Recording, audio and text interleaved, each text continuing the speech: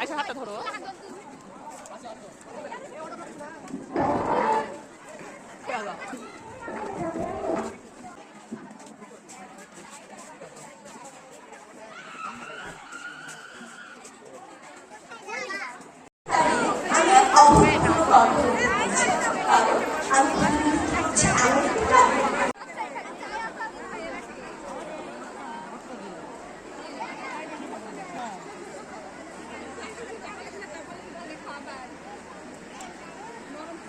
আরাপ ও আরাপের সহশিল্পীরা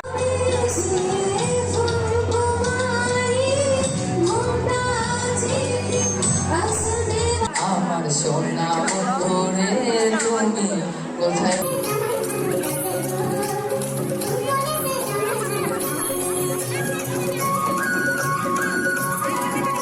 বড় হয়েছে এরকম বলতে আমি বুঝেছি যেটা ঢাকা শহর থেকে অনেক দূর, যেটা হয়তো অনেক বেশি শহরের মধ্যে না, একটু গ্রাম গ্রাম পরিবেশ আছে।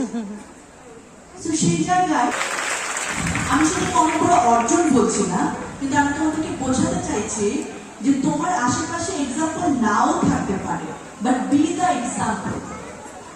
তুমি এক্সাম্পল হতে পারো যাকে তোমাকে দেখে মানুষ বলে উন্মুক্ত করেছে, তুমিও করো আসলে।